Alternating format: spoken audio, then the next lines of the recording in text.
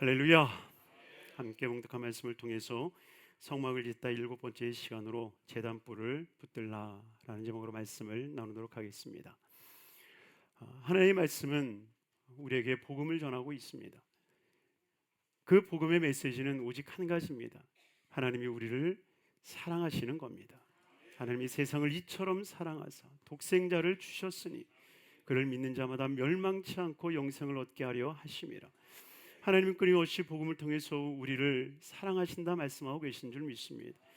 하나님이 우리를 사랑하시기에 우리를 존귀케 창조하여 주셨고 우리를 존귀하게 여겨 주신 줄 믿습니다. 그러기에 하나님께서 존귀한 우리들을 천하보다도 더 귀한 존재로 만들어 주셨고 천하보다도 뛰어난 삶으로 우리를 이끌어 가시는 줄로 믿습니다. 그러기에 우리가 물질로 우리의 마음을 채울 수 없고 아무리 많은 물질을 갖는다 할지라도 우리가 행복하지 못하는 그 이유는 우리의 존재 자체가 세상의 어떠한 물질로 금과 은과 보석으로 채운다 할지라도 우리의 존재가 그것보다 크기 때문인 줄로 믿습니다. 아무리 물질로 우리의 마음을 채운다 할지라도 채울 수 없는 것이 바로 하나님이 우리를 존재 자체로 그렇게 만드셨다는 거예요. 그러니 정말 복음을 가진 사람들은 하나님이 나를 사랑하신다라고 하는 것과 그리고 나를 존귀케 하여 주셨기에 이 온 세상보다도 더 귀한 존재임을 깨닫는 삶인 줄로 믿습니다. 저와 여러분들이 예수 그리스도께서 우리를 사랑하신다라고 하는 이 복음의 진리에서 절대로 떨어져 나가는 일이 없게 되기를 주님의 이름으로 축원합니다. 우리를 세상보다도 존귀하게 만드신 거룩한 삶, 이 은혜가 우리 모든 성도님들의 삶 가운데 있기를 주님으로 축원합니다.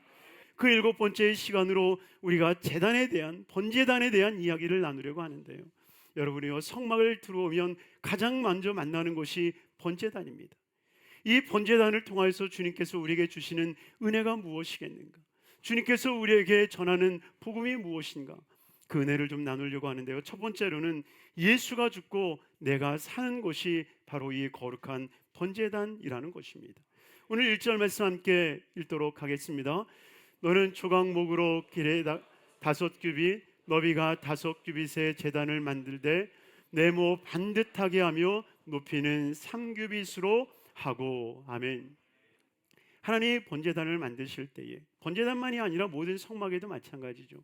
하나님은 정확한 치수를 통해서 그것을 만들게 하여 주셨는데 그 이유는 그 만들어진 그 크기와 그 숫자에 하나님의 은혜를 담고 있기 때문에 그렇습니다. 실상 성경에서의 숫자는 굉장히 중요하거든요. 그런데 이 중요한 숫자를 잘못 오해하여 해석이 되어지면 이단이 나오게 되고요. 그 숫자를 은혜로 풀어가게 되어지면 그리스도의 보좌 앞에 나아가게 되어집니다. 오늘 본문을 통하여서 하나님께서 번제단을 만들게 하시는데 5규빗 세로 가로 길이를 5규빗으로 해서 네모 반듯하게 만들라고 하는데 성경에서의 말하는 5라고 하는 숫자는 하나님의 은혜를 상징하는 것이요, 그의 높이를 3규빗으로 정하였는데 바로 이 3이라는 숫자는 하나님의 완전한 숫자입니다. 그러니 번제단이라고 하는 이 숫자의 도합은 하나님의 완전한 은혜를 상징하는 제단이었습니다. 왜 번제단이 하나님의 완전한 은혜의 모습이겠는가? 바로 그것은 그 번제단은 내가 죽는 게 아니라, 죄인인 내가 죽는 게 아니라 나를 위해서 대신하여 어린 양 대신 예수 그리스도가 죽으시는 자리이기 때문인 줄 믿습니다.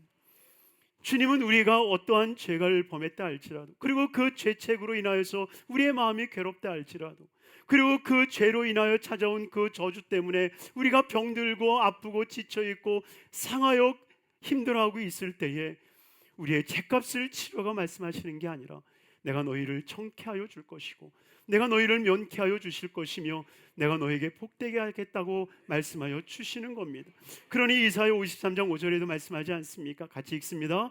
그가 찔림은 우리의 허물 때문이요 그가 상함은 우리의 죄악 때문이라. 그가 징계를 받음으로 우리는 평화를 누리고 그가 채찍에 맞음으로 우리는 나음을 받았도다. 아멘. 결코 주님은 우리가 찢기기를 원하지 않으세요. 우리가 상하기를 원하지 않으세요.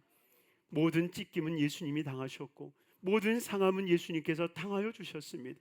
그러기에 우리가 그것을 믿음으로 받아들일 때에 하나님께서 우리에게 평화를 주시고 치료를 허락하여 주시고 복을 허락하여 주시고 형통함을 주실 줄로 믿습니다.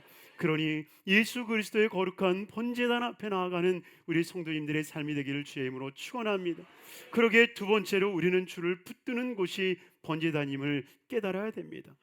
오늘 2절 말씀에 이렇게 고백하고 있죠. 같이 한번 읽겠습니다. 그 내 모퉁이 위에 뿔을 만들되 그 뿔이 그것에 이어지게 하고. 아멘. 여러분, 세상의 왕을 대적하고 왕을 향하여서 거역하면 구족이 멸하지 않습니까? 여러분, 구족이 멸한다는 건 뭐예요? 자기와 더불어서 자기의 근방에 있는 모든 사람들을 다 멸해버린다라고 하는 건 아닙니까? 그러니 왕을 배반하고 왕을 거역한다라고 하는 것은 어쩌면 가장 극악무도한 죄였음을 보여주는 겁니다. 그런데 그 구족을 멸하는 그 죄를 이 아도니아가 지은 거예요. 그때 아도니아가 솔로몬이 왕이 되었다라고 하는 다윗의 선포와 그리고 그 뿔나팔의 외침을 듣고 두려워 떨므로 인하여서 어디로 달려갑니까? 바로 이 제단 뿔을 향해서 달려가 제단 뿔을 잡는데요. 열왕기상 1장 50절에 그 말씀이 나옵니다. 같이 읽겠습니다. 아도니아도 솔로몬을 두려워하여 일어나 가서 제단 뿔을 잡으니 어떤 사람이 솔로몬에게 말하여 이르되 아도니아가 솔로몬 왕을 두려워하여 지금 제단 뿔을 잡고 말하기를 솔로몬 왕이 오늘 칼로 자기 종을 죽이지 않겠다고 내게 맹세하기를 원하나이다 하니라. 아멘. 지금 아도니아는 제단 뿔을 붙잡는 거예요. 그 제단 뿔을 붙들고 이야기하는 겁니다. 나를 죽이지 않겠다고 얘기해라. 나의 죄를 용서하겠다고 얘기해라. 그러면 내가 이 제단 뿔을 놓으리라. 왜? 제단 뿔을 붙드는 동안에 그 어떤 누구도 해할 수 없는 거예요. 그 제단 뿔에 묶여 있었던 그 재물이 모든 죄값을 치렀기 때문에 그 제단 뿔을 붙드는 이들에게는 생명의 은혜, 속죄의 은혜를 준 것입니다. 그러니 저와 여러분들이 그 제단 뿔을 붙잡는다라고 하는 것은 하나님의 은혜, 하나님의 대속의 은혜를 경험하는 삶임을 기억하시길 주님으로 축원합니다. 그래서 시편 118편 27절은 우리에게 이렇게 말씀하고 있죠. 같이 읽습니다. 야훼는 하나님이시라 그가 우리에게 빛을 비추셨으니 밧줄로 절기 제물을 제단 뿔에 멜지어다. 아멘. 야훼는 하나님이시라. 야훼는 하나님이시라. 그가 우리에게 빛을 주셨으니 밧줄로 절기 제물을 제단 뿔에 멜지어다. 여러분이요, 이 말씀이 우리에게 굉장히 중요한 복음을 우리에게 전해주고 있는데요, 많은 크리스찬들이 예수님이 나를 위해서 죽으셨다라고 하는 것은 인정하고 아멘을 합니다. 그런데 내가 예수 그리스도를 희생의 제물로 그 뿔에 묶었다라고 하는, 내가 예수를 죽게 했다라고 하는 것에는 동의하지 않고 인정하지 않는 성도들이 많이 있다라고 하는 거예요. 여러분, 왜 우리가 복음으로 더 깊이 들어가지 못하고 복음의 한 단계 위에 올라서지 못합니까? 예수의 죽으심이 내 의지와는 상관이 없는 하나님의 자의적 행위로 여기기 때문에 그래요. 그러나 분명 다윗은 그것을 깨닫는 거예요. 밧줄로 절기 제물을 제단 뿔에 멜지어다. 그러니 우리가 예수 그리스도를 그 제단 뿔에 맨 것입니다. 그리고 내가 그 제단 뿔에 예수 그리스도를 메었기 때문에 예수 그리스도가 희생의 제물로 드려진 거예요. 그러니 우리가 예수 그리스도를 죽인 그 죄에서 자유할 수 있는 사람이 누가 있겠습니까? 우리가 그 죄에서 자유하기 때문에 내가 죄인이 아닌 척, 내가 의인인 척, 내가 거룩한 척 살아가는 것 아닐까요? 우리는 우리 스스로 예수 그리스도를 그 제단뿔에 맨 존재임을 깨달으셔야 돼요. 그리고 내가 그 예수 그리스도를 십자가에 매달았고 내가 그 예수 그리스도를 죽게 했다라고 하는 것을 잊지 마셔야 됩니다. 바로 그 은혜를 경험한 이들만이 복음의 깊은 은혜 가운데 들어가게 되어지는 거예요. 그 복음에 들어가는 이들만이 하나님께서 나를 얼마나 사랑했는지, 그리고 내가 얼마나 존귀한 자인지, 어떤 희생을 통해서 나를 다시 한번 태어나게 하셨는지를 깨닫게 되는 겁니다. 그러니 세상의 금과 은과 보석으로 나를 채우려 하는 게 아니라 하나님의 은혜로, 하나님의 사랑으로 우리를 채우려 하는 것입니다.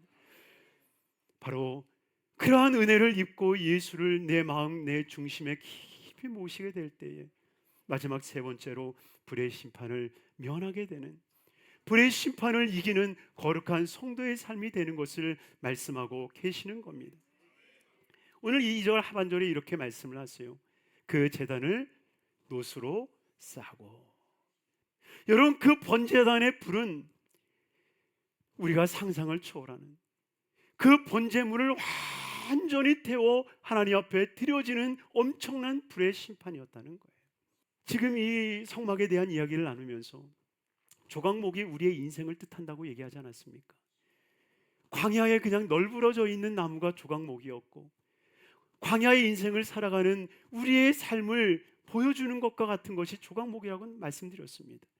그러한 조각목, 그 조각목은 불의 심판 앞에 놓여져서 완전히 살라질 수밖에 없는 존재이지만, 그러나 놋이라고 하는 것이 우리를 둘러싸는 거예요. 그 놋도 불에 약하죠. 그 놋이 상징하는 게 무엇입니까? 예수잖아요. 어린 아이와 같은 모습으로 오신 예수 그리스도, 너무나도 나약하지만 그러나 그 나약해 보이는 인간 예수가 우리의 삶을 둘러 우리의 모든 희생의 제물로 삼아 주실 때에 우리는 어떠한 불의 심판도 견딜 수 있는 은혜를 입게 되어지는 거예요. 베드로는 이렇게 고백합니다. 베드로서 3장 10절 이하의 말씀 같이 한번 읽도록 하겠습니다. 그러나 주의 날이 도둑같이 오리니 그날에는 하늘이 큰 소리로 떠나가고 물질이 뜨거운 불에 풀어지고 땅과 그 중에 있는 모든 일이 드러나리로다. 이 모든 것이 이렇게 풀어지리니 너희가 어떤 사람이 되어야 마땅하냐? 거룩한 행실과 경건함으로 하나님의 날이 임하기를 바라보고 간절히 사모하리. 그날에 하늘이 불에 타서 풀어지고 물질이 뜨거운 불에 녹아지려니와 우리는 그의 약속대로 의가 있는 곳인 새 하늘과 새 땅을 바라보도다. 아멘. 여러분이요, 반드시 이 세상은 불의 심판이 있을 것을 주님이 말씀하고 있는 거죠. 그 불의 심판이 있을 때 하늘도 풀어지고 땅도 다 불살라 사라진다라고 말합니다. 그러나 저와 여러분들만큼만은 하나님께서 그 불에 녹아버리는 인생이 아니라 온전히 보존되어 새 하늘과 새 땅에 거하는 삶을 살아가게 하여 주시는 거예요. 그러기 위해 주님은 우리를 단련시키고 우리를 끊임없이 그 번제단 앞에 서게 하시는 것입니다. 타오르는 갈증을 느끼게 하고 지금 당장 내 앞에 오아시스가 있는데 그것을 향하여 뛰어가 마시지 못하게 하는 그 이유는 우리로 하여금 하나님의 부모가 되게 하기 위한, 하나님의 영원한 처소에서 영원한 삶을 살게 하기 위한 은혜를 입게 하기 원하는 거예요. 그러니 우리의 삶에 힘든 일이 있다 할지라도 여러분이요 견디시길 바랍니다. 하나님께서는 우리를 견디어서 불에 타는 인생이 아니라 불을 견디어서 불을 뚫고 나아가서 하나님의 거룩한 자리에 나아가는 삶을 만들어 내시는 겁니다. 그래서 우리가 불의 심판도 이기는 그 엄청난 하나님의 은혜를 덧입고 살아가는 우리 복된 성도님들이 되어서 이 세상의 어떤 시험도 어떤 유혹도 이겨나가며 하나님의 거룩한 삶을 이뤄나가는 우리 복된 성도님들의 삶이 되시기를 주님의 이름으로 축원합니다.